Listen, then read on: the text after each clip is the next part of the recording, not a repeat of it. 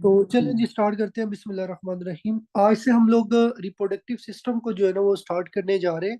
Reproductive system के अंदर जो आप लोगों का आज का फर्स्ट टॉपिक है उसमें हम लोगों ने जो आपके रिप्रोडक्टिव सिस्टम की एम्ब्रियोलॉजी आती है।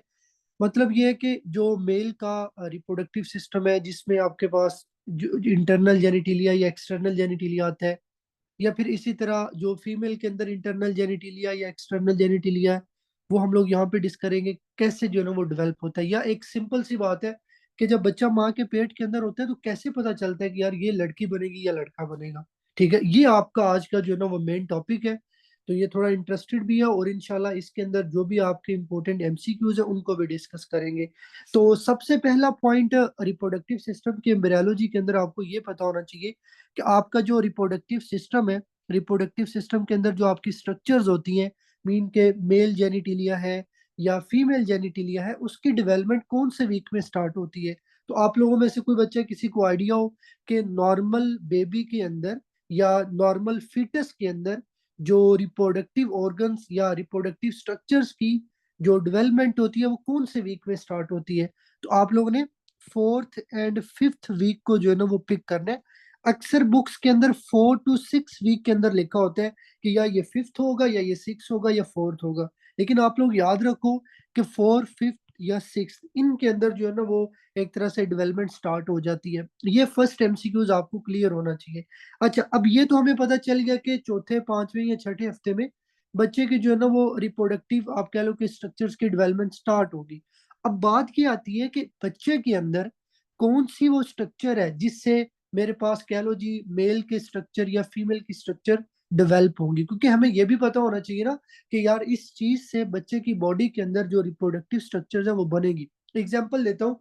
लेट्स सपोज अगर आप जो है ना वो इंस्टीट्यूट के अंदर या यूनिवर्सिटी में जाते हो, आपका एडमिशन होता है, तो अगर आपको कोई फीस देने वाला ही नहीं है, ठीक है, आपकी फैमिली नहीं है, तो आप जाहिर बात है आप नहीं जाओगे क्योंकि आपके पास कोई बैक रिसोर्स ही नहीं है जो आपको जो है ना वो फाइनेंशियली सपोर्ट करेगा। तो बच्चे की बॉडी के अंदर भी इसी तरह है। अगर बैक आपके पास बैक साइड पे कोई कह लो कि सपोर्ट करने वाली स्ट्रक्चर पड़ी होगी तो उस चीज से बच्चे के अंदर जो है ना वो स्ट्रक्चर डेवलप होंगी। अब वो कौन सी जो है ना वो चीज होती है जिससे बच्चे के अंदर ये रिप्रोडक्टिव स्ट्रक्चर जो है वो स्टार्ट होती है, तो उसमें आप लोगों ने याद रखना है बेसिकली मीजोडर्म को। तो अब मीजोडर्म क्या है? जब बच्चा माँ के पेट के अंदर होता है, बच्चे के अंदर 3 जर्म लेयर्स होती हैं, ठीक है। एक होती है आपकी एक्टोडर्म, ठीक है, एक आपकी होती है मीजोडर्म और एक होती है एंडोडर्म। मतलब जो सबसे इनसाइड जर्म की लेयर होती है उसको एंडोडर्म बोलते हैं। फिर उसके बाद वो लेयर जो आपके एंडोडर्म के बाहर होती है वो मीजोडर्म होती है। फिर उसके बाद जो मेसोडर्म के बाहर होती है वो एक्टोडर्म होती है। सिंपल याद रखो कि जो बच्चा पूरा होता है ना, जो फीटस पूरा होता है, वो डेवलप बेसिकली इन 3 चीजों से होता है। Ectoderm, mesoderm, endoderm. इसमें कुछ चीजें बच्चे का जीआईटी बनाएंगी, कुछ चीजें मसल बोन ब्लड बनाएंगी और कुछ चीजें आपकी स्किन की डेवलपमेंट के अंदर हेल्प करेंगी। हमारा टॉपिक आज का है रिप्रोडक्टिव सिस्टम की जो स्ट्रक्चर्स आती हैं। तो उसके लिए आपको पता होना चाहिए कि इन तीनों में कौन सी लेयर है जिससे रिप्रोडक्टिव सिस्टम की जो स्ट्रक्चर्स है वो डेवलप होंगी। तो वो आपका आएगा मेसोडर्म। अब बात यहाँ पे end नहीं होती। मसला ये है कि जो मेसोडर्म है उसके 3 पार्ट्स होते हैं, ठीक है। मेसोडर्म के 3 पार्ट्स होते हैं। फर्स्ट पार्ट आपका होता है उसको बोलते हैं पैरा एक्सियल, ठीक है। ये वो पार्ट है जो आपकी न्यूरल ट्यूब के पास होता है। ये जो सेंटर में मैंने सर्कुलर स्ट्रक्चर ड्रा किया है, इट इज न्यूरल ट्यूब, जिसने बच्चे का सेंट्रल नर्वस सिस्टम बनाना है। तो न्यूरल ट्यूब के पास जो मेसोडर्म का पार्ट होता है ना, दिस वन जिसके ऊपर मैंने 1 लिखा है, ये बेसिकली पार एक्सियल होता है। अच्छा, उसके बाद जो सेकंड नंबर पे है ये आपका होता है इंटरमीडिएट मेसोडर्म, ठीक है। I am intermediate mesoderm. फिर उसके बाद ये जो थर्ड नंबर पे है, this is called lateral mesoderm. तो अगेन रिपीट कर देता हूँ। अभी तक हमने जस्ट ये पढ़ा है कि बच्चे की जो डेवलपमेंट है फोर्थ या फिफ्थ या सिक्स वीक में स्टार्ट होगी, यूजली फोर्थ वीक में स्टार्ट हो जाती है। ये डेवलपमेंट कहाँ से स्टार्ट होगी? It start from mesoderm. Mesoderm के 3 पार्ट्स हैं। एक आपका बेसिकली पार एक्सियल पार्ट है, एक इंटरमीडिएट पार्ट है और एक लेटरल पार्ट है। हमारा जो मेन यहाँ पे कंसर्न है वो बेसिकली इंटरमीडिएट पार्ट है। तो जो इंटरमीडिएट पार्ट होते हैं ना, यहाँ से आपकी जो है ना वो डेवलपमेंट स्टार्ट होती है, बेसिकली जिन्होंने आगे जाके रिप्रोडक्टिव स्ट्रक्चर बनानी है। अच्छा, अब देखो लेट्स सपोज यहाँ पे मैंने ये आपका इंटरमीडिएट मेसोडर्म ड्रा किया है। सर्कुलर शेप के अंदर, ठीक है। This is intermediate mesoderm. अब होता क्या है कि जैसे जैसे डेज गुजरेंगे, जैसे जैसे वीक्स गुजरेंगे, तो ये जो इंटरमीडिएट मेसोडर्म है ना, इसके अंदर जो सेल्स होंगे वो थोड़ा सा कंडेंस हो जाएंगे। तो जब आपके इंटरमीडिएट मेसोडर्म कंडेंस होती है ना, मतलब कंडेंस होगी, उसको बोलेंगे यूरोजेनिटर रिज। तो यूरोजेनिटर रिज क्या है? Basically it is the condensation of intermediate mesoderm, कि जो इंटरमीडिएट मेसोडर्म है वो कंडेंस होके आपके पास क्या बनाएगी? यूरोजेनिटर रिज बनाएगी। ये आपने याद रखना है। अब एग्जाम में एमसीक्यूज आएगा कि ये जो यूरोजेनिटर रिज है ये इन फ्यूचर क्या बनाएगा बच्चे के अंदर। तो आपको पता होना चाहिए, एक ये गोनेड्स बनाएगा। अब गोनेड्स का मतलब क्या होता है? गोनेड्स का मतलब होता है मेल के अंदर टेस्टिस और फीमेल के अंदर ओवरीज। तो टेस्टिस क्या है? These are the gonads. Ovaries क्या? दीज आर दी गोनेड्स जो फीमेल में होती है।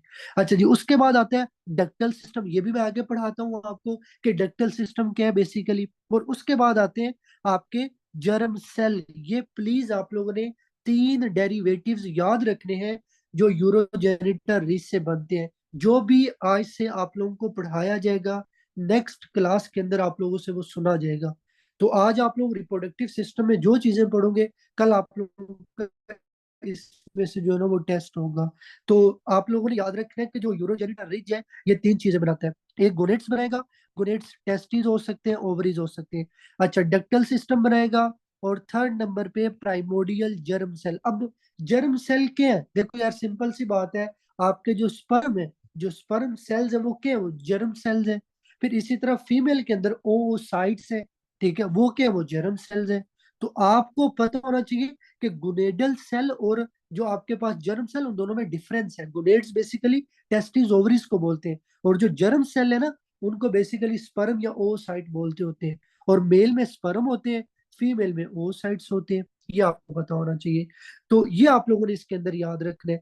अच्छा, उसके बाद नीचे ये मैंने थोड़ी सी डायग्राम बनाई है, जस्ट आप लोगों को फर्दर कंसेप्ट को क्लियर करने के लिए। आगे हम लोग पढ़ेंगे एक टर्म यूरोजेनिटल साइनस। बेसिकली आप लोगों के लिए ये डायग्राम इसलिए बनाई है ताकि आप लोगों को ये चीज क्लियर हो जाए कि यूरोजेनिटल साइनस कहाँ से बनती है। तो अब उसके लिए लेट्स सपोज ये आपका फीटस मैंने ड्रा किया, ये हेड है और ये बच्चे की टेल है। तो जो बच्चे की आपके पास टेल होती है ना, टेल की तरफ आप लोगों को पता है आपका एनस पार्ट आता है, ठीक है। और जो आपका हेड है उसकी तरफ आप लोगों का क्रेनियल पार्ट आएगा। तो this is cranial part and this is caudal part. ये भी बुक्स के अंदर लिखा होता है। अच्छा जी, उसके बाद ये बच्चे की जो है ना वो आपके पास मैंने बॉडी के अंदर ये एक लेयर ड्रा की है, ठीक है। This is the gut tube, ठीक है। ये बच्चे की इनसाइड के, ये आपकी गट ट्यूब है। मतलब गट ट्यूब का मतलब जिसने जीआईटी के पार्ट्स बनाने हैं। तो आपको पता है जो जीआईटी है, it is made up of three parts. एक आपका फॉरगेट है, एक आपका मिड गट है और एक आपका हाइंड गट है। अब ये जो आपका यूरोजेनिटर रिज होता है, ये बेसिकली आपकी गट ट्यूब के पीछे इस तरह से पड़ा होता है। और ये जो आपका यूरोजेनिटर रिज है, जो आपका आके एनल पार्ट की तरफ, जो आपकी गट ट्यूब का पार्ट होगा वहां पे आके इसको मिलते हैं। उस पार्ट को बोलते होते हैं कुलेका। कुलेका क्या होता है? बेसिकली ये आपका कोडल पार्ट होता है आपकी गट ट्यूब का। ये आपने याद रखना है। अगर आपसे एग्जाम के अंदर पूछा जाए कि क्लोएका कहाँ से ओरिजिनेट होता है या क्लोएका क्या है, basically it is the terminal part, it is the last part, या कह लो कि it is the distal part of gut tube, जो आपका एनल केनाल की तरफ होता है। और ये जो क्लोवेका होता है ना, इसने आगे फर्दर कुछ चीजों को बनाना होता है बच्चे की बॉडी के अंदर। एक है एनल केनाल, एक आता है एक्सटर्नल जेनिटिलिया, और एक आपके पास आएगा यूरोजेनिटल साइनस। तो अगर एग्जाम के अंदर आप पूछा जाए कि जर्म सेल किस चीज से ओरिजिनेट होते हैं, तो यूरोजेनिटल रिज। फिर इसी तरह आपके गोनेट्स किस चीज से डेवलप होते हैं? Urogenital ridge. फिर अगर पूछा जाए एनल केनाल कहाँ से डेवलप होती है? क्लोवेका से। अगर आपसे पूछा जाए यूरोजेनिटल साइनस कहाँ से बनती है? क्लोएका से बनती है। ये आपको पता होना चाहिए। और इसी तरह मेल का एक्सटर्नल जेनिटिलिया कहाँ से बनता है? तो वो आपका क्लोएका से बनेगा। ये आप लोगों ने इसमें याद रखना है। फिर उसके बाद नीचे ये डायग्राम आप लोगों के लिए समझना बहुत इंपॉर्टेंट है। ये रीनल सिस्टम के अंदर भी आप लोगों को करवा दी थी, लेकिन यहाँ पे भी अच्छे से आप लोगों को क्लियर होनी चाहिए, क्योंकि इसी से आपकी सारी जो है ना वो कह लो कि मेल या फीमेल की स्ट्रक्चर्स की डेवलपमेंट होती है। तो अब ये जो रेड के अंदर है, basically these are the gonads. अब देखो, बच्चा माँ के पेट के अंदर है, उसके अंदर ये गोनेड्स पड़े हुए हैं। अब मुझे नहीं पता ये ओवरी है या टेस्टिस है। मतलब अभी तक हमने ये नहीं पढ़ा कि बच्चा लड़का होगा या लड़की होगी। अभी तक हम जस्ट ये पढ़े कि आहिस्ता आहिस्ता डेवलपमेंट हो रही है, बच्चे की बॉडी के अंदर गोनेड्स बन गए। गोनेड्स कहाँ से बने? यूरोजेनिटल रिज से बने। अच्छा जी, अब ये जो गोनेड्स है, अब जाहिर बात है अगर इसने आगे जाके लड़की बनना है तो ये ओवरीज होनी चाहिए। अगर इसने आगे जाके लेट्स सपोज लड़का बनना है तो इसके अंदर ये एक तरह से टेस्टिस होने चाहिए। अब ये चीजें कैसे डिसाइड होंगी वो आगे पढ़ते हैं। तो सबसे पहले इस स्ट्रक्चर को समझ ले, इनके नेम आपको पता होने चाहिए। तो this one is the gonads. अच्छा जी, उसके बाद ये आपके पास जो फर्स्ट स्ट्रक्चर है गोनेड्स के साथ, ये आपकी मीजोनेफ्रॉन है। मीजोनेफ्रॉन का दूसरा नाम है वुल्फियन डक्ट। ये आपने प्लीज याद रखना है। मीजोनेफ्रॉन का दूसरा नाम है वुल्फियन डक्ट, ये आप लोगों को पता होना चाहिए। अच्छा जी, उसके बाद ये आपकी जो मीजोनेफ्रॉन की बैक साइड पे लेयर आती है जिसके अंदर मैंने स्टार रिप्रेजेंट किया है, दिस इज कॉल्ड गुबर्नाकुलम। ठीक है, ये आप लोगों ने याद रखना है, इसको बोलते हैं गुबर्नाकुलम। हर एक चीज को मैं आगे एक्सप्लेन करूंगा कि इसने आगे जाके क्या बनाना है, लेकिन अभी स्ट्रक्चर्स के नेम पता होने चाहिए। तो अभी तक आपने गोनेट्स पढ़ा, मीजोनेफ्रॉन, उसका दूसरा नाम है वुल्फियन डक्ट। थर्ड नंबर पे आपने गुबर्नाकुलम पढ़ा है। अच्छा जी, फोर्थ नंबर पे ये जो ब्लैक के साथ आ रही है, this is called para mesonephric. देखो ना, ये मीजोनेफ्रिक है, तो ये मीजोनेफ्रिक की साइड पे है। तो जो चीज साइड पे होती है ना उसको पैरा मीजोनेफ्रिक बोलते हैं। तो ये पैरा मीजोनेफ्रिक है, और इसका दूसरा नाम है मुलेरियन डक्ट। ये आपको पता होना चाहिए। तो मीजोनेफ्रिक डक्ट और पैरा मीजोनेफ्रिक डक्ट, ये चीजें आप लोगों को क्लियर होनी चाहिए। अब ये मैं क्यों बता रहा हूँ, अगर एग्जाम में एमसीक्यूज आए कि फीमेल की जो इंटरनल स्ट्रक्चर्स होती है, लाइक यूट्रस हो गया, फ्लोपियन ट्यूब होगी, ओवरी आपके पास, सॉरी जो विजाइना है, ठीक है, यूट्रस, उसके बाद आपका जो सर्विक्स है, और आपका जो विजाइना का अपर पार्ट है, ये फीमेल का इंटरनल जेनिटिलिया है। ये कहाँ से डेवलप होता है? ऑप्शन में लिखा होगा mesonephric duct, para mesonephric duct या गुबर्नाकुलम। तो आप लोगों ने पैरा मीजोनेफ्रिक डक्ट को पिक करना है। फीमेल की जो स्ट्रक्चर्स होती है ना वो बेसिकली पैरा मीजोनेफ्रिक से जो ना वो डेवलप होती है। अच्छा, अगर आपको एग्जाम के अंदर एमसीक्यूज आए कि मेल जो है, ठीक है, मेल के अंदर भी जारी बात है इंटरनल स्ट्रक्चर्स है, ठीक है, जिस तरह एपिडिडमस है, सेमिनिफेरस ट्यूब्यूल्स है, फिर उसके बाद आपके पास वेस्ट डेफरन है, इजेकुलेटरी डक्ट है, ये कहाँ से बनते हैं? ये आपके मीजोनेफ्रिक डक्ट से बनते हैं। तो अभी तक आपने इस स्ट्रक्चर के अंदर क्या पढ़ा है? एक गोनेड्स है, उसके बाद मीजोनेफ्रिक जिसको वुल्फियन डक्ट बोलते हैं, ये मेल स्ट्रक्चर बनाएगी। फिर उसके बाद आपने पढ़ा पैरा मीजोनेफ्रिक डक्ट जिसका नाम है मुलेरियन डक्ट, और ये फीमेल की स्ट्रक्चर बनाएगी। अब देखो ना, अगर एक बच्चा फ्यूचर में जाके लड़का बनेगा तो मुझे ये बताओ उसके अंदर मीजोनेफ्रिक डक्ट परसिस्ट करेगी या पैरा मीजोनेफ्रिक डक्ट परसिस्ट करेगी? मतलब ये कि उसमें इन दोनों में से कौन सी चीज रहेगी? तो भाई अगर उसने लड़का बनना है तो उसके अंदर तो मीजोनेफ्रिक डक्ट रहना चाहिए। अगर इसने आगे जाके फीमेल के अंदर कन्वर्ट होना है तो इसमें मीजोनेफ्रिक नहीं होना चाहिए बल्कि पैरा मीजोनेफ्रिक होना चाहिए। ये आपको पता होना चाहिए। उसके बाद ये जो वुल्फियन डक्ट है, ये जो आपकी पैरा मीजोनेफ्रिक डक्ट है, ये आपका नीचे आके कौन सी स्ट्रक्चर के अंदर ड्रेन हो रही है? यूरोजेनिटल साइनस के अंदर। तो इसीलिए मैंने ऊपर आपको बता दिया था कि यूरोजेनिटल साइनस कहाँ से बनता है। बेसिकली याद रख लो, ये क्लोवेका से बनता है। ये आपको पता होना चाहिए। तो इस फर्स्ट स्लाइड के अंदर चीजें आप लोगों को क्लियर है? किसी बच्चे को कोई फर्स्ट स्लाइड के अंदर प्रॉब्लम हो जल्दी से बताएं। इसमें कोई प्रॉब्लम तो नहीं है? अभी तक जो चीज पढ़ी है क्लियर है? अगर किसी बच्चे को कोई मसला है तो भाई अभी जो है ना वो बता सकते हैं। मैं साथ साथ आप लोगों को जो है ना वो रिपीट कर दूंगा, लेकिन क्लास के लास्ट में जो है ना वो ये चीजें आप लोगों ने नहीं कहनी कि फर्स्ट स्लाइड सेकंड स्लाइड। अभी जिस बच्चे को जो मसला आ रहा है भाई वो मेंशन कर सकता है, उसको समझा दिया जाएगा।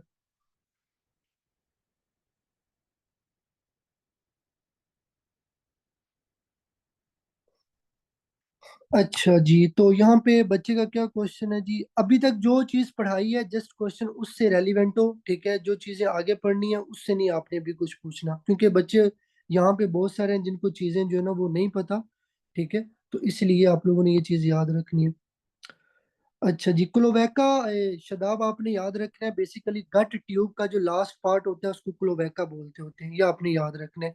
कंडेंसेशन कैसे होती है भाई? सिंपल याद रखो कि जब बच्चे की डेवलपमेंट हो रही होती है तो बच्चे की बॉडी के अंदर आपके पास ग्रोथ फैक्टर्स होते हैं, ठीक है। जिस तरह रिप्रोडक्टिव सिस्टम ने डेवलप होने, तो उसके लिए ग्रोथ सिग्नल आएगा। वो ग्रोथ सिग्नल क्या करेगा, आपके इस इंटरमीडिएट मेसोडर्म को कंडेंस कर देगा। ये आपने याद रखना है। अच्छा जी, उसके बाद हम लोग यहाँ पे नेक्स्ट आपका जो सेकंड स्लाइड है उससे स्टार्ट करेंगे। तो ये आप लोगों की फर्स्ट स्लाइड थी, आप लोग इसका स्क्रीनशॉट ले सकते हैं, बाद में आप लोग इससे चीजों रिवाइज भी कर सकते हो। अच्छा जी, तो ये आप लोगों का जो है ना, वो यहाँ तक हम लोगों ने ऑलरेडी डिस्कस कर लिया है। तो अब हम लोग आगे देखेंगे कि ये जो आपके गोनेड्स हैं, ठीक है, ये मेल के अंदर कैसे टेस्टिस बनेंगे, या मतलब ये याद रख लो कि ये आगे जाके मेल कैसे बनेगा या फीमेल कैसे बनेगा। अब हम वो पढ़ने लगे कि जब बच्चा यूट्रस के अंदर होता है, जब फीटस माँ के पेट के अंदर होता है, तो वो कैसे डिसाइड होता है कि यार ये लड़का बनेगा या लड़की बनेगी। तो बेसिकली आपने याद क्या रखना है, लेट्स सपोज ये मेरे पास गोनेड है, ठीक है, जस्ट मैंने यहाँ पे गोनेड को ड्रा किया है। अब ये जो गोनेड है ना, इसकी ये जो सेंट्रल पार्ट होता है, इनर साइड वाला, इसको बोलते हैं मेडल्ला, ठीक है। बेसिकली ये सेल की लेयर होती है, जो सेल की लेयर सबसे इनसाइड होती है वो मेडल्ला होती है। जो आपकी आउटसाइड होगी, ठीक है, इसको बोलेंगे कोर्टेक्स। अब देखो, अगर तो इस गोनेड के अंदर ये जो इनर सेल लेयर है ना, अगर तो ये ग्रो करती है, ये डिफरेंशिएट होती है, या आगे जाके ये प्लान करती है कि मैंने डेवलपमेंट स्टार्ट करनी है, तो वो इन फ्यूचर बनेगा मेल। और अगर इस गोनेड के अंदर ऊपर वाली लेयर आपके पास प्रोलिफरेट होती है या इसकी ग्रोथ स्टार्ट होती है, तो ये आगे जाके बनेगी फीमेल। तो ये आप लोगों ने पहली चीज याद रखनी है कि जो गोनेड्स है ना, उनके अंदर मेल या फीमेल कैसे डिसाइड होगा। अगर इनर लेयर जो मेडल है वो डिफरेंशिएट होते हैं, तो मेल बनेगा। अगर कोटेक्स आपका जो उसके अंदर सेल की लेयर्स पड़ी हुई है, अगर वो डिफरेंशिएट होंगी, तो ये आगे जाके फीमेल बनेगा। अब बात ये आती है कि भाई मेडलों को कैसे पता चलेगा, कोटेक्स को कैसे पता चलेगा कि यार मेल है या फीमेल है। तो भाई देखो, सिंपल याद रखो, हमारे सेल्स के अंदर होते हैं क्रोमोसोम। तो ये जो बच्चा या ये जो फेटस यूट्रस या माँ के पेट के अंदर है, इसके इसकी बॉडी के अंदर सेल्स हैं, और उन सेल्स में क्रोमोसोम होते हैं, ठीक है। और आपको पता है कि जो मेल होता है उसके क्रोमोसोम एक्स वाई होते हैं, और जो फीमेल होता है उसका क्रोमोसोम एक्स एक्स होता है। कभी भी फीमेल के अंदर वाई क्रोमोसोम नहीं होता। ये पहला चीज आपको क्लियर करना है कि फीमेल के अंदर डबल एक्स है, मेल के अंदर एक्स वाई है। अब देखो, लेट्स सपोज मैं कहता हूँ कि मेरे पास ये जो जिस बच्चे की हम लोग डेवलपमेंट पढ़े, ये लड़का बनेगा आगे जाके। तो अब ये जो गोनेड है, ठीक है, मुझे पता चल गया इसने लड़का बनना है। तो अब मुझे दो काम करने हैं। एक तो इसके अंदर मुझे मेल की स्ट्रक्चर डेवलप करनी है, दूसरा मुझे इसके अंदर जो फीमेल की स्ट्रक्चर्स है उनको इनहिबिट करना है। अब इसी में से आपके एग्जाम के एमसीक्यूज आने हैं। ये जो आपके पास बच्चे की ग्रोथ हो रही होती है, जिसमें मेल स्ट्रक्चर बनती है, फीमेल नहीं बनती, ये क्या प्रोसेस होता है। तो बेसिकली अगर तो ये मेल है, उसमें एक्स वाई होगा, तो उसमें मेडल्ला के जो लेयर्स होंगी सेल की, वो डिफरेंशिएट होंगी। अब होता क्या है कि बेसिकली ये जो आपके पास एक्स वाई क्रोमोसोम होते हैं ना, इस एक्स वाई क्रोमोसोम के ऊपर एक जीन होता है जिसको बोलते हैं SRY gene. This is called sex regulating gene. Please ये याद रखना है, it is the gene which is present only on Y chromosome. ये आपको पता होना चाहिए। तो ये जो SRY जीन है, ये आपका वाई क्रोमोसोम के ऊपर होता है। अब देखो, ये जो SRY जीन है, ये क्या करेगा, ये एक फैक्टर बनाएगा जिसको बोलते हैं TDF। TDF का मतलब क्या होता है, टेस्टीज डिटर्मिनिंग फैक्टर। अब देखो ना, हमने ऊपर ये पढ़ा कि ये मेल है, तो मेल में तो टेस्टीज होने चाहिए। अब ये गोनेट्स कैसे टेस्टीज में कन्वर्ट होंगे, वो बेसिकली आपका ये फैक्टर बताएगा, TDF। ये कहाँ से बनेगा, ये SRY जीन से बनेगा। SRY जीन कहाँ पे होते हैं, ये वाई क्रोमोसोम के ऊपर होते हैं। तो आपने क्या बना लिया, टेस्टीज डिटर्मिनिंग फैक्टर। अब ये फैक्टर क्या करेगा, भाई ये इन गोनेट्स को जाके टेस्टिस के अंदर कन्वर्ट कर देगा। ये आपने प्लीज याद रखना है। तो दोबारा रिपीट कर देता हूँ, फीटस के अंदर टेस्टिस की डेवलपमेंट कैसे होती है, ये आप लोगों को कंफर्म एग्जैक्ट क्लियर पता होना चाहिए। तो उसके लिए याद क्या रखना है कि गोनेट्स अगर आपके पास मेल है, एक्स वाई क्रोमोसोम होंगे, उसके अंदर जो मेडल्ला है उसमें सेल्स की प्रोलिफरेशन होगी, सेल डिफरेंशिएट होंगे। फिर उसके बाद आपके सेल्स के अंदर जो क्रोमोसोम है वाई, उसके ऊपर एक जीन होता है SRY जीन। ये क्या करेगा, TDF बनाएगा।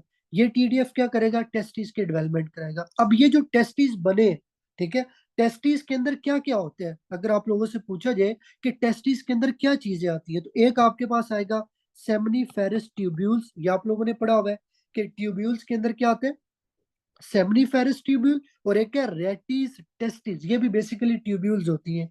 अच्छा, उसके बाद आपके लेडिंग सेल आएंगे जो आपका टेस्टोस्टेरोन बनाते हैं। फिर इसी तरह आपके सर्टोली सेल आएंगे। सर्टोली सेल क्या करते हैं, MIF बनाते हैं। MIF क्या है, मुलेरियन इनहिबिटिंग फैक्टर। अब आप लोगों ने मुझे बताना है, अगर ये लड़का बन रहा है तो क्या इसमें लड़की की स्ट्रक्चर डेवलप होनी चाहिए?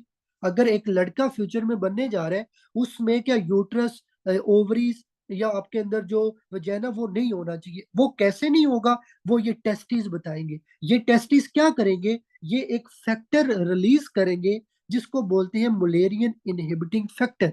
ये मुलेरियन इनहिबिटिंग फैक्टर क्या करेगा, जो मुलेरियन डक्ट है जिसने फीमेल की स्ट्रक्चर बनानी होती है, like fallopian tube, uterus, vagina, उसको जाके ये इनहिबिट कर देगा। ये आपने याद रखना है, ये आपको बताना चाहिए। उसके बाद आपने ये चीज याद रखनी है कि ये जो आपका टेस्टोस्टेरोन होता है, टेस्टोस्टेरोन आपका आगे कन्वर्ट हो जाता है DHT के अंदर, डाई हाइड्रो टेस्टोस्टेरोन में। किसकी मदद से, एक एंजाइम होता है 5 अल्फा रिडक्टेज। अब मैं ये बात क्यों बता रहा हूँ, अगर एग्जाम में MCQs आए, मेल के इंटरनल जेनिटिलिया की डेवलपमेंट किससे होती है, टेस्टोस्टेरोन से। मेल के एक्सटर्नल जेनिटिलिया की डेवलपमेंट किससे होती है, DHT से। एक्सटर्नल जेनिटिलिया में क्या आता है, टेस्टिस है, पीनस है। तो these are the structure will develop from DHT। मतलब ये एक सिग्नल है जो इन चीजों को जाके ग्रो कराएगा, ये आपको बताना चाहिए। और ये जो टेस्टोस्टेरोन है, ये मेल के अंदर क्या बनाएगा, ये बेसिकली आपके पास ये जो इजेकुलेटरी डक्ट होती है, ठीक है, उसके बाद आपके पास एपिडिडमस है, वास डेफरन है, डक्टस डेफरन है, सेमनीफेरस ट्यूब्यूल्स है, और आपकी जो इजेकुलेटरी डक्ट है। So all these are the internal structures of male. ये फीमेल में नहीं होती। जो आपके पास एपिडिडमस है, वास डेफरन है, डक्टस डेफरन, सेमनीफेरस ट्यूब्यूल्स या कॉमन इजेकुलेटरी डक्ट, ये कहाँ से बनेगा, ये टेस्टोस्टेरोन बनाएगा। ये आपको पता होना चाहिए। अब लेट्स सपोज हम बात करते हैं कि यार ये जो आपके पास फीटस है ना, इसने लड़की बनना है, ये लड़का नहीं बनना चाहता। अब अगर मुझे, अगर लेट्स सपोज इसने लड़की बनना है, तो लड़की बनने के लिए इसको चाहिए ओवरी, पहली बात, ठीक है। और दूसरी बात, इसको ये चाहिए कि इसके अंदर जो मेल की स्ट्रक्चर है ना, वो नहीं बननी चाहिए। तो अगर तो इसकी बॉडी के अंदर जारी बात है एक्स एक क्रोमोसोम होगा, तो ये आगे जाके लड़की बनेगा। अब कैसे बनेगा, बेसिकली जो कोटेक्स की लेयर है, जो कोटेक्स लेयर के अंदर सेल होंगे वो डिफरेंशिएट होंगे, वो इसको फीमेल के अंदर बनाएंगे। अब देखो, मुझे आप लोग बताओ, क्या इसके अंदर SRY जीन होगा अगर इसका क्रोमोसोम XX है? अगर इसका क्रोमोसोम XX है तो भाई इसके अंदर आपके पास SRY जीन नहीं होगा। क्यों नहीं होगा, because it is only present on Y chromosome. तो इसका मतलब ये होगा कि इसमें SRY जीन नहीं होगा, SRY जीन नहीं होगा, टेस्टिस नहीं बनेंगे, टेस्टिस नहीं बनेंगे तो मलेरियन इनहिबिटिंग फैक्टर नहीं बनेगा। तो अगर मलेरियन इनहिबिटिंग फैक्टर नहीं बनेगा तो फीमेल में फ्लोपियन ट्यूब, यूट्रस, वजाइना, ये चीजें डेवलप होंगी। फिर इसी तरह इसमें फीमेल के अंदर ओवरीज बनेंगी। ओवरीज में आपको पता है फोलिकुलर सेल होते हैं, ठीक है। ये फोलिकुलर सेल क्या करेंगे, एस्ट्रोजन बनाएंगे, और ये एस्ट्रोजन क्या करेगा, फीमेल के अंदर जाके जेनिटिलिया की डेवलपमेंट कराएगा, ब्रेस्ट है। फिर उसके बाद आपके पास जो दूसरी फीमेल जेनिटिलियल स्ट्रक्चर्स आती है, ये आपको पता होना चाहिए। तो बेसिकली यहाँ पे आप लोगों ने याद ये रखना है। मैं दोबारा अब सारा रिपीट कर देता हूँ जो इंपॉर्टेंट पॉइंट्स है। अगर एग्जाम में पूछा जाए कि जो फीमेल है इसकी मेन डेवलपमेंट कहाँ से होती है, तो आप लोगों ने पैरामीजोनेफ्रिक डक्ट को पिक करना है। अच्छा, इसमें कौन सी डक्ट उसकी डीजनरेशन होती है, वो आपके पास आएगा मीजोनेफ्रिक डक्ट। तो देखो ना, फीमेल के अंदर मीजोनेफ्रिक डक्ट आपके पास खत्म हो जाएगी। अच्छा, अगर मैं बात करूं मेल की, मेल में क्या होता है, मीजोनेफ्रिक डक्ट जिंदा रहेगी, जो पैरा मीजोनेफ्रिक डक्ट है वो खत्म हो जाएगी। ये आपने याद रखना है। पैरा मीजोनेफ्रिक डक्ट कैसे होगी, इसके लिए सारा कंसेप्ट पता होना चाहिए कि SRY जीन होता है, एक्स वाई क्रोमोसोम पे होता है, टेस्टिस डिटरमिनिंग फैक्टर बनाएगा, टेस्टिस बनेंगे, टेस्टिस बनेंगे तो मलेरियन इनहिबिटिंग फैक्टर बनेगा, वो क्या करेगा, पैरामीजोनेफ्रिक डक्ट को खत्म कर देगा, सप्रेस कर देगा। फिर उसके बाद लेडिंग सेल होते हैं जो आपके एंड्रोजन या टेस्टोस्टेरोन बनाते हैं, और ये आपके पास जो मीजोनेफ्रिक डक्ट है उनकी डेवलपमेंट कराएंगे। ये आपको पता होना चाहिए, ये आप लोगों ने इसमें याद रखना है। फिर उसके बाद मैंने ये बता दिया है कि पैरामीजोनेफ्रिक डक्ट में क्या क्या चीजें बनती हैं। फीमेल का फ्लोपियन ट्यूब, यूट्रस, वजाइना, ये प्लीज आप लोगों ने याद रखना है। अब देखो यहाँ पे एमसीक्यूज आएगा। जो आपका वजाइना है ना, इसके दो पार्ट होते हैं, एक प्रोक्सिमल और एक डिस्टल है। जो प्रोक्सिमल पार्ट है ना, ये आपका कहाँ से बनता है? पैरामीजोनेफ्रिक डक्ट से। जो डिस्टल पार्ट है ना आपका, ये बनता है यूरोजेनिटल साइनस से। ये आपको पता होना चाहिए, ये आपका एमसीक्यूज है, ये आपने इसमें याद रखना है। अच्छा, अब ये मैं क्यों पढ़ा रहा हूँ? बेसिकली यहाँ पे आपका एमसीक्यूज आता है। लेट सपोज अगर एक फीमेल है, उस फीमेल के अंदर आपके पास पैरामीजोनेफ्रिक डक्ट की डीजेनरेशन हो जाती है, ये खत्म हो जाती है। तो क्या अब इस फीमेल के अंदर आपके पास यूट्रस, फ्लोपियन ट्यूब, वजाइना बनेगी? आप लोगों में से कोई बता सकते हैं? अगर इस फीमेल के अंदर ये चीजें खत्म हो जाती है तो इसमें क्या होगा? यूट्रस नहीं बनेगा, इसमें वजाइना ब्लाइंड होगी, सही से नजर नहीं आएगी। ठीक है। अच्छा, अब आप लोग मुझे बताओ, इसमें ओवरीज बनेगी या नहीं बनेगी? इसके अंदर ओवरीज बनेगी या नहीं बनेगी?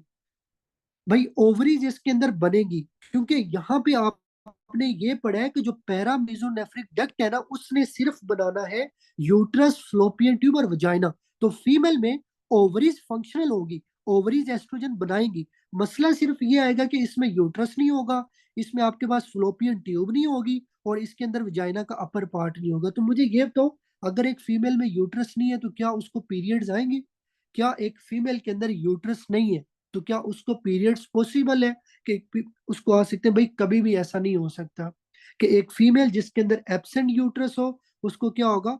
एमनोरिया होगा। तो फीमेल को क्या होगा? एब्सेंट पीरियड होंगे, एब्सेंट यूट्रस होगा, वजाइनल पाउच होगा, और फीमेल की नॉर्मल ओवरीज होंगी। अगर ओवरीज हैं तो एस्ट्रोजन बनेगा, एस्ट्रोजन फीमेल की एक्सटर्नल जेनिटिलिया को नॉर्मली बनाएगा। तो फीमेल में इंटरनल जेनिटिलिया एब्सेंट होगा, एक्सटर्नल जेनिटिलिया नॉर्मल होगा। ये आपको पता होना चाहिए। अब इस डिजीज को क्या बोलते हैं? This is called Mullerian agenesis, या इसका दूसरा नाम है मायर रोकिटेंस्की कोस्टर हाउसर सिंड्रोम। भाई ये आप लोगों ने अपनी बुक से देख लेना, वहां पे नेम लिखा होगा।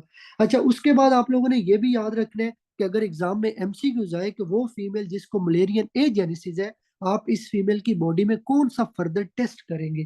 क्योंकि जब इनके अंदर ओवर ये जो मलेरियन डक्ट है ना, जब इसका मसला बनता है तो इन फीमेल्स में साथ रीनल का भी मसला बनता है, रीनल एजेंसीज नहीं होती। ये आप लोगों ने इसके अंदर जो है ना वो याद रखना है। तो ये सब लोगों को क्लियर है। अब यहाँ पे दो एमसीक्यूज और हैं जो मैं आप लोगों को बताने लगा हूं। देखो, हमने पढ़ा यहाँ पे गोनेट्स के अंदर कि गोनेट्स के अंदर मेसोनेफ्रिक डक्ट भी होती है, पैरा मेसोनेफ्रिक डक्ट भी है। अच्छा, अब लेट्स सपोज ये गोनेट आगे मेल बनता है, तो इसका मतलब जो मेल है उसके अंदर ये पैरा मेसोनेफ्रिक डक्ट खत्म हो गई है। तो मेल के अंदर जो आपके पास ये पैरा मेसोनेफ्रिक डक्ट है, इसका क्या कौन सा रेमिनेंट होता है? ये आपका एग्जाम के अंदर जो है ना वो बाज दफा एमसीक्यूज आपसे पूछ लेते हैं।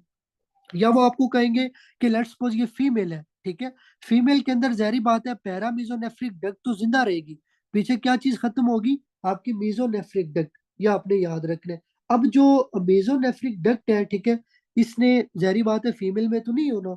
तो अगर आपसे एग्जाम के अंदर पूछा जाए कि जो पैरामीजोनेफ्रिक डक्ट है, ठीक है, इसके अंदर मतलब जब ये खत्म होती है तो पीछे पैरामीजोनेफ्रिक डक्ट अगर फीमेल में होगी तो उसमें कौन सी डक्ट नहीं होगी? तो वो मीजोनेफ्रिक डक्ट आती है। या आप लोगों ने इसके अंदर छोटे छोटे पॉइंट याद रखने। लेकिन यहाँ पे मैं बता देता हूँ कि अगर एग्जाम के अंदर पूछा जाए कि जो पैरा मीजोनेफ्रिक डक्ट है, क्योंकि मेल में ये नहीं होती, तो मेल के अंदर इसका कौन सा रेमिनेंट है, मतलब इसका जो डेड पार्ट है वो कौन सा होगा?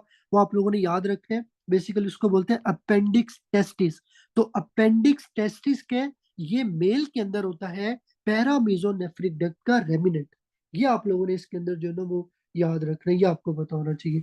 अच्छा, उसके बाद अगर पूछा जाए, अब देखो ना फीमेल में आपके पास मीजोनेफ्रिक डक्ट नहीं होती, तो फीमेल में क्या होगा मीजोनेफ्रिक डक्ट की जगह पे? तो फीमेल के अंदर होगा गार्टनर डक्ट। ये प्लीज आप लोगों ने याद रखना है। फीमेल के अंदर मीजोनेफ्रिक डक्ट का रेमिनेंट क्या है? Gartner duct. और मेल के अंदर पैरा मीजोनेफ्रिक डक्ट का रेमिनेंट क्या है? आप लोगों ने अपेंडिकुलर टेस्टिस को पिक करना है। ये आपको पता होना चाहिए। अच्छा, अब यहाँ पे एक चीज रह गई है जो आपका है गुबरनाकुलम, ठीक है। गुबरनाकुलम को अभी तक मैंने नहीं एक्सप्लेन किया, बाकी मैंने आप लोगों को बता दिया है कि मीजोनेफ्रिक डक्ट से क्या बने। नहीं, ये फंक्शनल नहीं होते, ये डेड पार्ट है। देखो ना, मेल के अंदर सिर्फ फंक्शनल मीजोनेफ्रिक डक्ट है, और जो पैरा मीजोनेफ्रिक डक्ट है ये खत्म हो चुका है। तो इसका जो खत्म पार्ट होता है, जो पीछे स्ट्रक्चर बचती है, उसको बेसिकली अपेंडिकुलर टेस्टिस बोलते हैं। तो ये रेमिनेंट होते हैं, ये नॉन फंक्शनल है, ये आपने याद रखना है। अच्छा जी, उसके बाद जस्ट 1 मिनट मुझे नेक्स्ट स्लाइड ओपन करने दें जी। तो ये आप लोगों के लिए लास्ट स्लाइड है। तो इसके अंदर बेसिकली अब हम लोग पढ़ेंगे कि आपके पास जो गुबरनाकुलम है उससे क्या बनता है। तो देखो, आप लोगों ने याद रखना है गुबरनाकुलम क्या है। बेसिकली ये एक, याद रख लो, फाइब्रस टिश्यू की एक स्ट्रक्चर है। It is made up of fibrous tissue. ये प्लीज आपने याद रखना है। अब बात ये आती है कि इसका फंक्शन क्या है। Just 1 minute. तो ये जो आपका गुबरनाकुलम है, ये एक फाइब्रस टिश्यू है। इसका काम क्या होता है मेल और फीमेल के अंदर। तो बेसिकली देखो, अब ये भी पॉइंट बहुत इंपॉर्टेंट है कि जब लड़का हो या लड़की हो, बेसिकली जब गोनेट्स की डेवलपमेंट होती है ना, तो वो आपके एब्डोमेन में होती है। ये प्लीज आप लोगों ने याद रखना है। बच्चे अगर लेट्स सपोज मेल है, मेल में जो टेस्टिस की डेवलपमेंट होती है ना, वो पेट में होती है। पेट से उन्होंने स्कोटम के अंदर आना होता है। ठीक है, ये जो आपके पास मेल के अंदर टेस्टिस होते हैं, इनकी डेवलपमेंट कहाँ पे होती है? एब्डोमिन के अंदर होती है, पेल्विक रीजन में होती है, और इन्होंने ट्रेवल करके आपका आना है स्कोटम के अंदर। अब जो आपके मेल के अंदर टेस्टिस है, उनको कौन बताएगा कि आपने स्कोटम में जाना है? Basically this is the gubernaculum. और जो ओवरीज है, ओवरीज को कौन बताएगा? Basically this is the gubernaculum. तो ये जो गोनेड्स होते हैं, ये बेसिकली आपके पास क्या करते हैं, इनका जो डिसेंड होता है, इनका जो नीचे आना होता है from pelvic to collocate testis, from pelvic to scrotum, तो it is it is with the help of gubernaculum. ये आप लोगों ने याद रखने। तो इसका मतलब ये हुआ कि जो गुबरनाकुलम है, ये फाइब्रस टिश्यू है। ये आपके स्कोटम के अंदर टेस्टिस को एंकर करके रखेगा। ये आपने इसमें याद रखना है। ये आपको इसमें इंपॉर्टेंट पॉइंट पता होना चाहिए। और अगर आपसे एग्जाम में पूछा जाए कि ये जो गुबरनाकुलम है, एक तो ये फीमेल के अंदर ओवरिस को नीचे लेके आता है, ठीक है। दूसरा, ये फीमेल के अंदर कौन से लिगामेंट बनाता है? ये भी एमसीक्यूज है। तो ये ओवेरियन लिगामेंट बनाएगा। और दूसरा आता है राउंड लिगामेंट ऑफ यूट्रस। ये प्लीज एमसीक्यूज याद रखने हैं कि गुबरनाकुलम के फंक्शन के, फीमेल के अंदर ये ovarian and round ligament of uterus बनाता है। मेल के अंदर ये क्या करेगा? बेसिकली टेस्टिस के अंदर, सॉरी, टेस्टिस को स्कोटम के अंदर एंकर करके रखेगा। अच्छा, अब देखो, लेट्स सपोज ये आपका स्कोटम है, ठीक है, और उसके अंदर ये दो टेस्टिस पड़े हुए हैं। अब टेस्टिस इस तरह से स्कोटम के अंदर फ्री नहीं पड़े होते। आपके स्कोटम और टेस्टिस के दरमियान एक लेयर होती है जो इनको आपस में अटैच करके रखती है। इस लेयर को क्या बोलते हैं? Basically this layer is called tunica vaginalis. ये प्लीज आपने याद रखने। ये ट्यूनिका वेजिनेलिस कहाँ से आती है? ये भी आपकी बेसिकली पेरिटोनियम की लेयर है। मैंने आपको बताया ना कि जो टेस्टिस है वो आपके पेरिटोनियम में होते हैं। तो जब टेस्टिस आपके नीचे आएंगे स्कोटम के अंदर, तो ऊपर से ये पेरिटोनियम की लेयर अपने साथ नीचे लेके आएंगे। तो वो जो लेयर, वो जो आपके पास इवेजिनेशन होगी पेरिटोनियम की, जो टेस्टिस के साथ नीचे आएगी, उसको बोलेंगे ट्यूनिका वेजिनेलिस। ये प्लीज आपने याद रखना है। और इसका दूसरा नाम है प्रोसेस वेजिनेलिस। तो प्रोसेस वेजिनेलिस याद रखो, मेल के अंदर ट्यूनिका वेजिनेलिस बनाते हैं, ठीक है। तो ये आप लोगों ने याद रखना। और फीमेल के अंदर ये नहीं होता, क्योंकि फीमेल में टेस्टिस ही नहीं है। ये आपको बताना चाहिए। अब ये मैं पॉइंट क्यों बता रहा हूँ, लेट्स सपोज अगर एक बच्चा है, वो डेवलप होता है, डेवलप होने के बाद, अब देखो, नॉर्मली जब बच्चा डेवलप हो जाता है ना, मेल लेट्स वो डिलीवर हो गए, तो मेल के अंदर ये जो प्रोसेस वेजिनेलिस है, जो पेट से टेस्ट आपके स्कोटम के अंदर आई है, ये खत्म हो जाती है, ये परसिस्ट नहीं करती। अगर किसी बच्चे में ये परसिस्ट कर जाए, तो क्या होगा इसमें? मसला ये आएगा कि आपके एब्डोमिन के कंटेंट मतलब पास होके आपके स्कोटम के अंदर आ जाएंगे। ये प्लीज आपने याद रखने। तो इससे बच्चे को क्या हो सकता है, आपके पास आगे जाके हर्निया वगैरह भी हो सकते हैं। ये आप लोगों ने इंपॉर्टेंट पॉइंट याद रखना है। फिर इसी तरह आप लोग आगे पढ़ोगे कि ये जो आपके पास ट्यूनिका वेजिनेलिस है, ट्यूनिका वेजिनेलिस के अंदर अगर आपका फ्लूइड अकमुलेट हो जाते हैं, तो इसको बोलते हैं हाइड्रोसील। हाइड्रोसील क्या होता है? बेसिकली इसमें होता ये है कि आपके टेस्टिस के अंदर जो है ना, वो फ्लूइड की अकमुलेशन हो जाती है। ये आपको बताना चाहिए।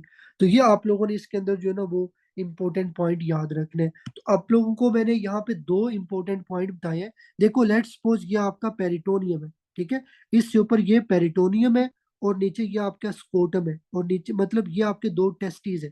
अब नॉर्मली ये टेस्टिस यहाँ पे थे, ठीक है, पेरिटोनियम पे थे। लेकिन जब इन्होंने नीचे आने ना, तो ये क्या करेंगे, थोड़ी सी लेयर पेरिटोनियम की अपने साथ नीचे ले आएंगे। तो नीचे लेके आएंगे और इस तरह से ये, मतलब इस तरह से बैठ जाएगा। अब आपने देखा होगा कि जो टेस्टिस है, टेस्टिस के बाहर आपकी कौन सी लेयर है, जो ऊपर से आई है, ठीक है, जो आपके पेरिटोनियम से आई है, उसको बोलते हैं ट्यूनिका वेजिनेलिस। अब लेट्स सपोज अगर एक बच्चा है, नॉर्मली क्या होता है बच्चे के अंदर, बाद में ये लेयर खत्म हो जाती है, ये परसिस्ट नहीं करती बच्चे के अंदर। बाद में ये जो प्रोसेस वेजिनेलिस लेयर है, ये खत्म हो जाती है। ये प्लीज आपने याद रखना है। प्रोसेस वेजिनेलिस के, ये एक लेयर है जिसका काम क्या है, टेस्टिस को नीचे लेके आना स्कोटम के अंदर, और टेस्टिस को स्कोटम के साथ टाइटली जो है ना वो बांध के रखना। अब जब बच्चा बोर्न होता है तो बाद में ये खत्म हो जाती है, लेकिन भाई कुछ बच्चे ऐसे होते हैं उनमें ये खत्म नहीं करती, उनमें ये परसिस्ट रहती है। उसको बोलते हैं परसिस्टेंट पेटेंट प्रोसेस वेजिनेलिस। के बच्चे की बॉडी के अंदर जो प्रोसेस वेजिनेलिस है वो आपके पास क्या होगा, ये परसिस्ट करेगा, ठीक है। और उसके बाद फिर बच्चे को क्या मसला बनेगा, बच्चे के जीआईटी के कंटेंट यहाँ से लीक होके इधर आ सकते हैं स्कोटम में, बच्चे को हर्निया हो सकता है। फिर इसी तरह आप लोग आगे पढ़ोगे हाइड्रोसील। हाइड्रोसील क्या होता है, जब आपकी ट्यूनिका वेजिनैलिस के अंदर फ्लूइड एकमुलेट हो जाता है। तो अभी जस्ट आप लोग ये याद रख लो कि इन लेयर्स के अंदर अगर मसला आएगा तो ये डिजीज आएगी। बाकी कौन सी डिजीज कितनी लंबी रहेगी, कौन सी परसिस्ट करेगी, उसके क्या सिम्टम है, क्या मैनेजमेंट है, वो पैथो का काम है। तो इट्स योर फर्स्ट लेक्चर, अभी जितना बताया है बस उसको हजम करना है। बाकी इंशाल्लाह आगे डिस्कस करेंगे डिटेल के साथ जब हाइड्रोसील आएगा, हर्निया आएगा, क्योंकि यहाँ पे बच्चे बहुत सारे न्यू हैं, उनको इन चीज़ों का भी नहीं आइडिया। तो उनके लिए ये फर्स्ट क्लास है, तो उनके लिए प्रॉब्लम जो है ना वो क्रिएट नहीं करनी यहाँ पे। तो अच्छा जी, अब यहाँ पे ये तो हमने पढ़ लिया कि ये आपके पास आता है फीमेल का या मेल का इंटरनल जेनिटिलिया। अब हम बात करने एक्सटर्नल जेनिटिलिया की। तो एक्सटर्नल जेनिटिलिया में आप लोगों ने 3 से 4 स्ट्रक्चर्स को याद रखने, ये भी एमसीक्यूज है कि मेल या फीमेल के अंदर एक्सटर्नल जेनिटिलिया कौन बनाते हैं।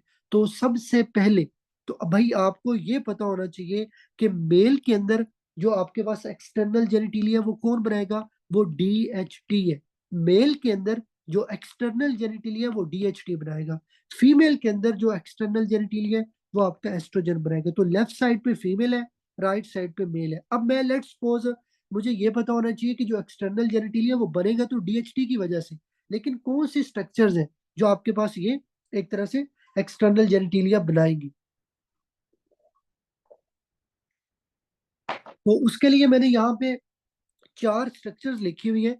एक है जेनिटल ट्यूबरकल, एक है लेबियोस्कोटल स्वेलिंग, और एक है यूरोजेनिटल साइनस, और उसके बाद है यूरिथ्रल फोल्ड्स। आप लोगों को इनके नेम पता होने चाहिए, और ये पता होना चाहिए कि इससे कौन कौन सी स्ट्रक्चर की डेवलपमेंट होगी। तो जस्ट 1 मिनट, अजान हो रही है।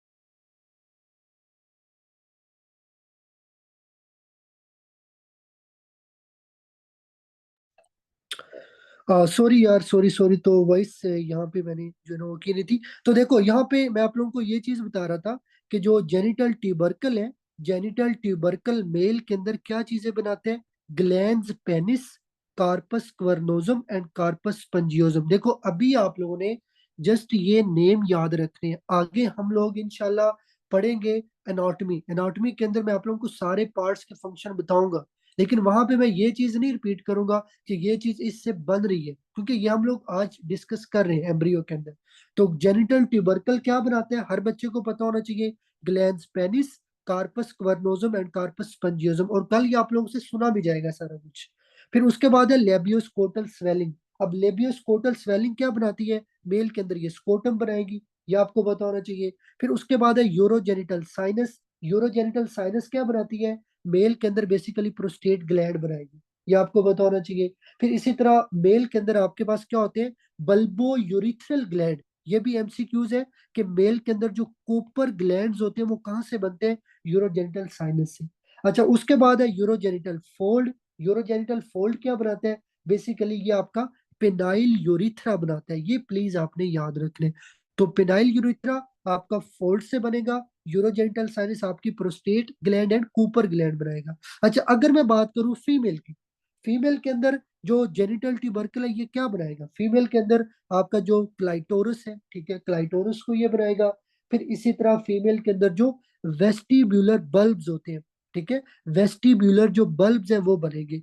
तो आपका क्लाइटोरस एंड वेस्टिब्यूलर बल्ब्स ये दोनों जेनिटल ट्यूबरकल से बनते हैं। अच्छा, उसके बाद फीमेल के अंदर आपके पास जो ये लेबियोस्कोटल स्वेलिंग है ये क्या बनाएगी? तो फीमेल के अंदर ये बनाएगी आपका लेबिया मेजोरा, ये आपको पता होना चाहिए। अच्छा, अगर बात कीजिए लेबिया माइनोरा की, वो कहाँ से बनते हैं?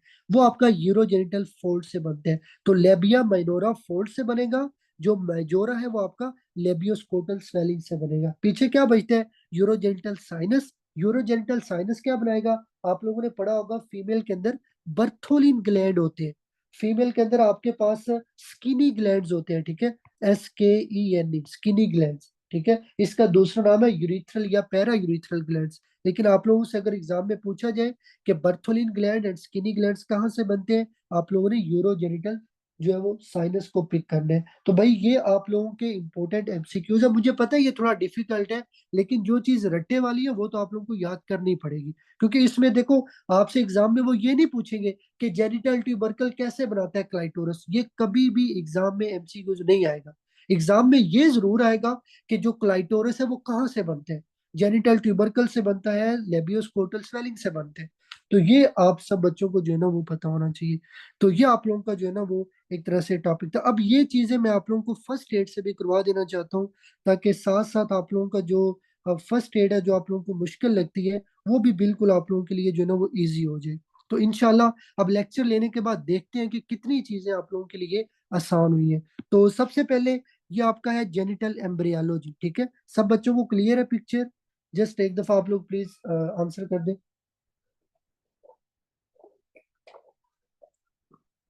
ठीक है, तो चले यहाँ पे स्टार्ट करते हैं जी।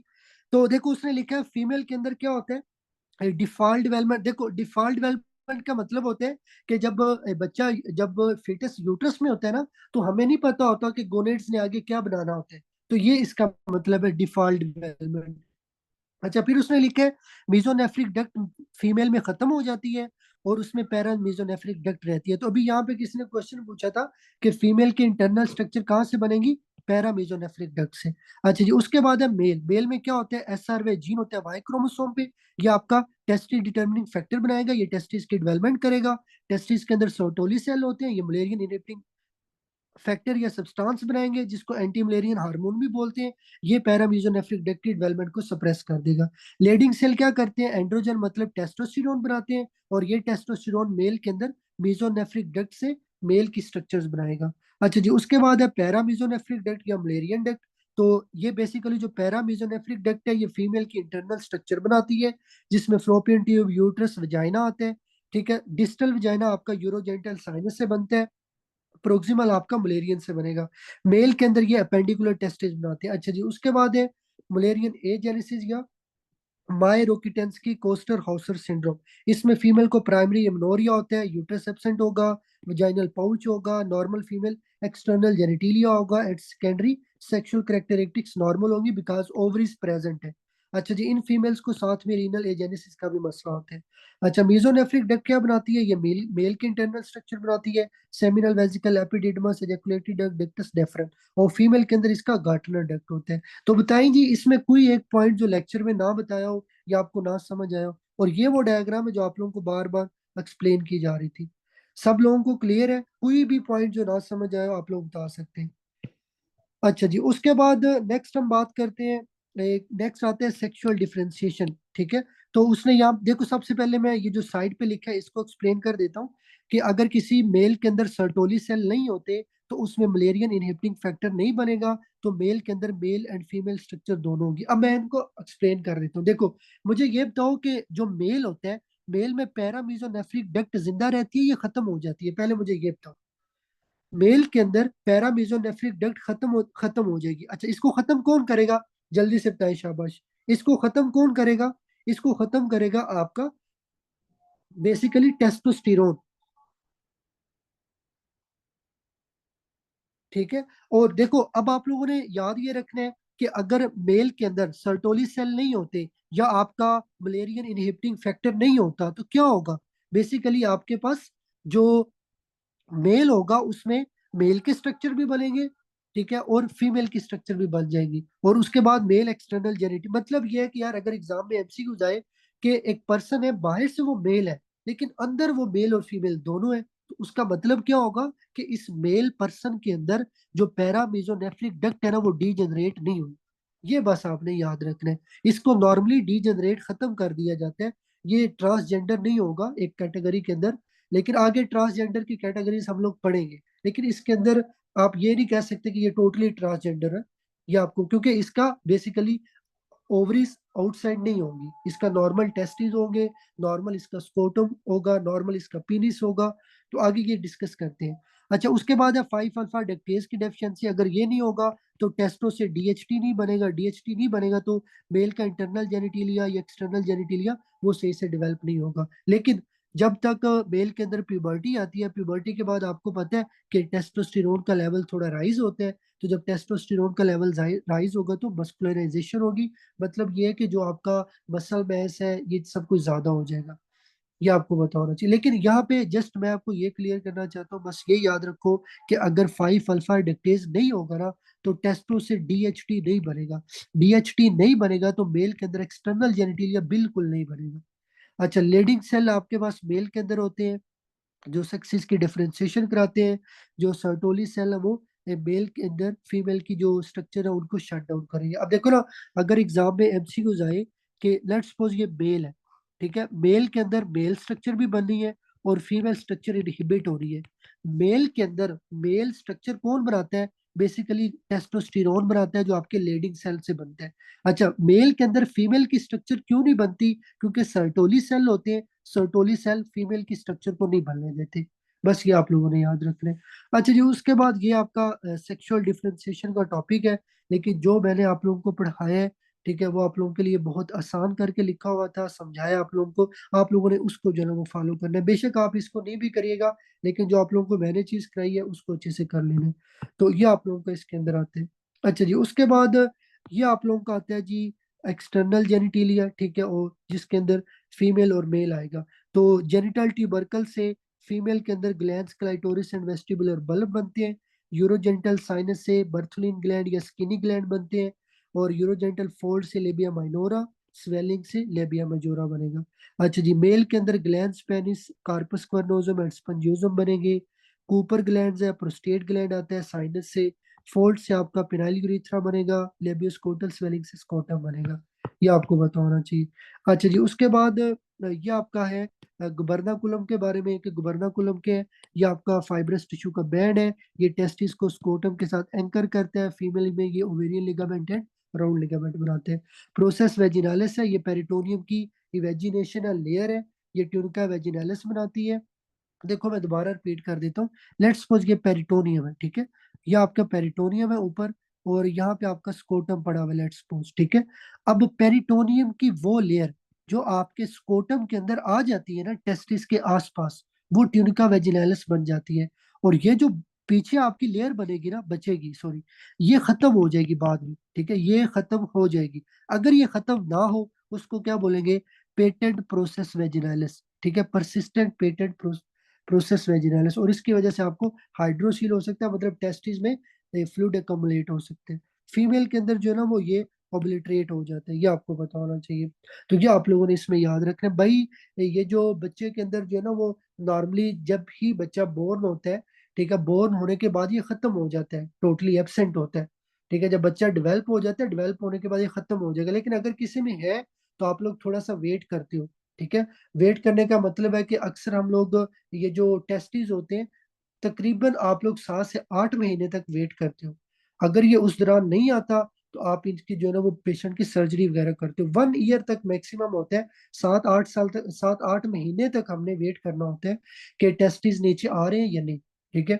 तो ये आपने इसमें चीज याद। मेरे पास मेरे गांव का एक छोटा सा बच्चा है, ठीक है, और उसका फादर आया है, ठीक है, वो मेरे पास के बच्चे की जो है ना वो मतलब जो बेसिकली स्कोटम को वो लोग गोली बोलते होते हैं, कि टेस्टिस को सॉरी गोली बोलते होते हैं, कि बच्चे की जो गोली है ना वो एब्सेंट है। अब आपके सामने अगर कोई बोले तो आप लोगों ने हंसना नहीं है, बेसिकली ये टेस्टिस को बोलते हैं। तो उस बच्चे की 8 साल एज होगी है, उसके जो है ना वो टेस्टिस नहीं है, पेट के अंदर है कि खत्म हो गए होंगे। अब उसकी 8 साल एज होगी है, और अगर ये नीचे नहीं ना आते तो कैंसर भी हो सकता है। खैर ये हम लोगों ने तब देखना होता है जब बच्चा 5-6 महीने का होता है। तो बस वो लोग केयर नहीं करते। अब देखो ना, वो लोग दम करवाते रहे, ठीक है, वो लोग दम करवाते रहे, कि वो क्या करते रहे, मुझे समझ नहीं आती वे दम से अब कैसे ये चीज ठीक होगी।